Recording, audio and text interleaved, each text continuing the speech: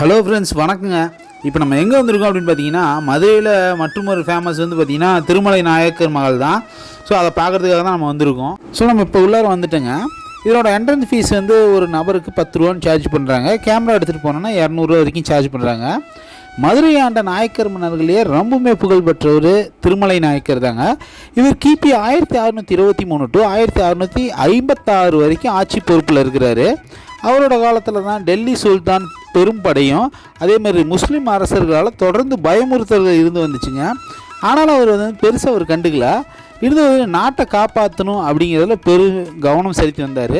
அவரோட ஆட்சி காலத்தில் தான் பாண்டிய நாட்டோட பெரும்பகுதியாக இருந்த இவர்கிட்ட இருந்துச்சுங்க. 2016 தான் இவரோட பிறந்த நாளை வந்து கொண்டாட ஆரம்பிச்சிருக்காங்க. முத்துகிருஷ்ணப்ப நாயக்கர் அவரோட மகனாக 1584 இவர் பிறக்கிறாருங்க. இவரோட ஒரிஜினல் நேம் வந்து திருமலை சௌரி நாயுலு ஐயலுகாரு அப்படின்னு தான் இவரை கூப்பிடுவாங்க. இவர் வந்து பலிஜா அப்படிங்கிற ஒரு கம்யூனிட்டி, அதாவது நாயக்கர் இதில் ஒரு கம்யூனிட்டி ஆட்டிருக்கு. ஸோ அதில் தான் இவர் பிறக்கிறாருங்க. முதலாம் முத்து வீரப்பர் அப்படிங்கிறவர் வந்து இவர் வந்து குழந்தை இல்லை, இவர் குழந்தை இல்லாத அப்படிங்கிறதுனால அவர் இறந்தும் போயிடுறாரு. அதனால் அதன் பிறகு தான் திருமலை நாயக்கர் கையில் மதுரை ஆட்சி வந்து பொறுப்பேற்கிறாரு. திருமலை நாயக்கர் வந்து திருச்சிராப்பள்ளியிலிருந்து தன்னோட தலைநகரை இருந்து மதுரைக்கு மாற்றிடுறாரு. தமிழ்நாட்டு மக்கள் எப்பவுமே இந்த இடத்த பற்றி யோசிக்கணும் அப்படின்னு நினச்சவர் தான் மதுரை விழா நகரமாகவும் ஒரு கலை நகரமாகவும் மாற்றி அமைச்சிருக்காரு. பழைய கோவில்கள் எல்லாத்தையும் திருப்பி கட்டுறாரு. திருமலை நாயக்கர் மகள் அப்படின்னு சொல்லக்கூடிய இந்த அரண்மனை வந்து நாயக்கர்களால் கிபி 1636 கட்டி முடிக்கிறாங்க. புது கட்டடம் அப்படின்னு சொல்லக்கூடிய, அதாவது புது மண்டபம் கட்டி முடிக்கிறதுக்கு அப்புறமா இவரால் வந்து தொடங்கப்பட்ட ராயகோபுரம் அப்படிங்கிறது பாதியிலே நின்று போயிடுது. திருமலை நாயக்கர் திருவல்லிபுத்தூர் ஆண்டாள் தீவிர பக்தராக இருந்திருக்காருங்க. அவர் வந்து டெய்லியுமே வந்து ஆண்டாள் கோவிலில் நடக்கிற உச்சிகால பூஜை நடக்குங்க. ஸோ அதுக்கப்புறமா தான் ஒரு மதிய சாப்பாடே வந்து சாப்பிட ஆரம்பிப்பார். ஸோ அதை ஒரு வழக்கமாக வச்சுட்டு வந்திருக்காருங்க. அதனால் என்ன பண்ணுறாருன்னா, ஆண்டாள் கோவிலில் பூஜை மணி ஓசையை வந்து தெரிஞ்சுக்கிறதுக்காகவே வழிநடுக மணி மண்டபங்கள்லாம் கட்டுறாரு. ஸோ அதனோட ஃபுல் கண்ட்ரோலும் வந்து தொல்துறை ஆய்வாளர்களோட கண்ட்ரோலில் தாங்க இருக்குது.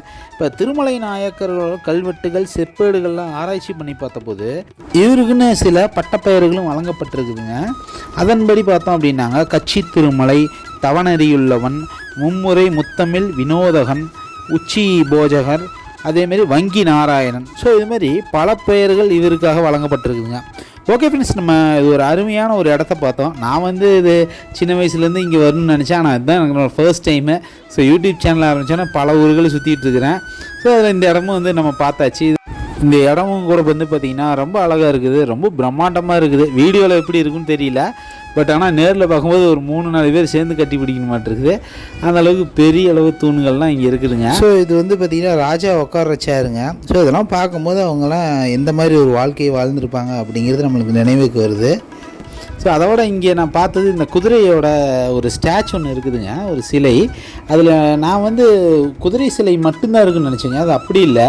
ஸோ இங்கே வந்து ஒருத்தர் இங்கே உட்காந்துருக்காங்க. ஆல்ரெடி இங்கே பாருங்கள் உட்காந்த மாதிரி இருக்குது. அதனோட கையெல்லாம் கட் பண்ணியிருக்கிறாங்க. இருந்து பாருங்களேன், நல்லா தெரியுது பாருங்கள். இங்கே கால் வந்து இதில் வந்துருக்குது, உடைவாள் இருக்குது சைடில். ஸோ இது வந்து எதுக்கோ, அதாவது இதை வந்து சிதைச்சிருக்கிறாங்க இந்த சிலை அப்படிங்கிறது நல்லாவே தெரியுது. சரிங்க, அந்தாண்ட போய் பார்க்கலாம். பாருங்களேன், இப்போ நல்லாவே உங்களுக்கு தெரியும்.